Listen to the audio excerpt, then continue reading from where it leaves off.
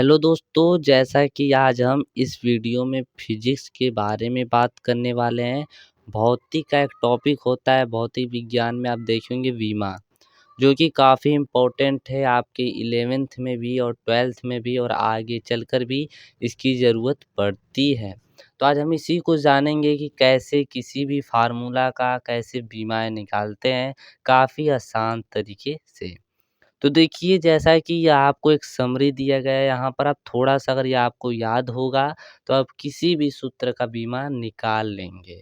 ठीक है? जैसा कि मैं यहाँ पर बता देना चाहता हूँ कि लंबाई की जो बीमा होती है, उसको एल से लिखते हैं, ठीक है? और एक बात याद रखिएगा, जब भी हम लोग बीमा लिखते हैं, तो उसे किसमें लिखते हैं? बड़े ब्रैकेट में लिखते हैं।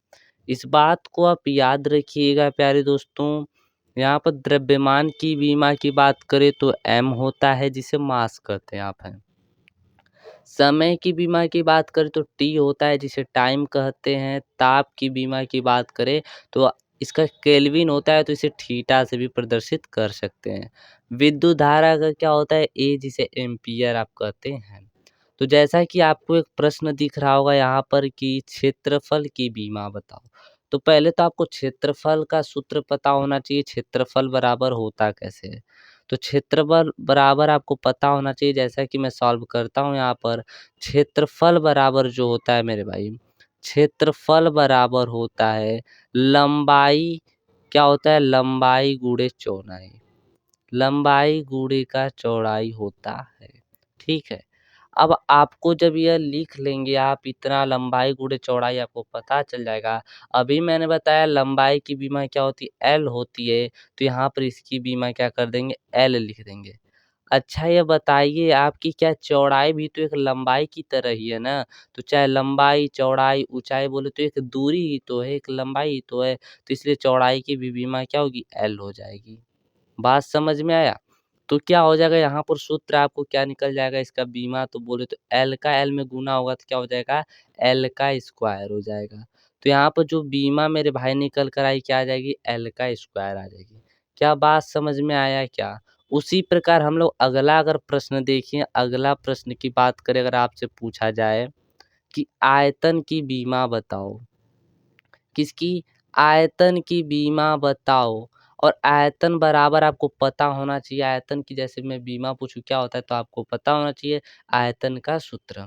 आयतन का सूत्र होता है लंबाई गुने चौड़ाई गुने ऊंचाई, ठीक है? क्या होता है आपको ये पता होना चाहिए।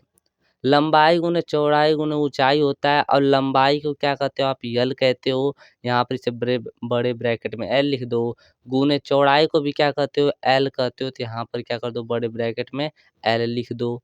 यहाँ पर ऊंचाई की बात करें तो ऊंचाई को भी बड़े ब्रैकेट में एल लिख दो।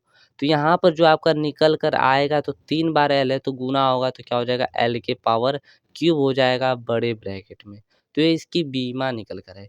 तो उम्मीद करता हूँ कि आपको ये समझ में आ गया होगा। जैसा कि एक मैं और उदाहरण ले लेता हूँ। देखिए, थोड़ा प्रश्न तीसरा देख लीजिए, क्या है प्यारे दोस्तों? अच्छा, अगर मैं आपसे पूछूँ चाल, मैं पूछूँ चाल, आप जानते होंगे चाल किसे कहते हैं, ठीक है? तो चाल बराबर आपको पता होना चाहिए, चाल का बीमा क्या है? अगर कोई पूछते तो पहले आपको चाल का सूत्र पता होना चाहिए। चाल बराबर क्या होता है? दूरी बट्टा समय होता है। क्या होता है मेरे भाई? दूरी बट्टा समय होता है। ठीक है? दूरी बट्टा समय। अब इसकी बीमा की अगर बात करें कैसे निकालेंगे इसकी बीमा, तो आपको एक बात क्या होना चाहिए? पता होना चाहिए बहुत अच्छे तरीके से, जो दूरी होता है मेरे भाई, दूरी क्या होता है? लंबाई होती है, तो हम लोग लंबाई को क्या लिख सकते हैं? एल लिख सकते हैं बड़े ब्रैकेट में, ठीक है? फिर अपान कर देंगे। समय की मैंने अभी बीमा बताई ऊपर आपको कि समय की जो बीमा होती है वो टी होती है। तो यहाँ पर क्या हो जाएगा आपका? यहाँ पर भी समय का क्या हो जाएगा? टी हो जाएगा। ठीक है। अच्छा, अब इसको अगर सॉल्व करेंगे, अगर आप इतना कर लेते हो तो सॉल्व करने में कोई परेशानी नहीं होगी। एल है यहाँ पर, तो यहाँ पर क्या हो जाएगा आपका? एल हो जाएगा। अब ये नीचे टी है, अपान के ऊपर जाता है जब भाग, तो क्या हो जाता है? माइनस बन जाता है, तो टी के पावर क्या हो जाएगा? -1 हो जाएगा। तो एल टी इनवर्स भी पढ़ सकते हो या एल टी के पावर -1 भी पढ़ सकते हो।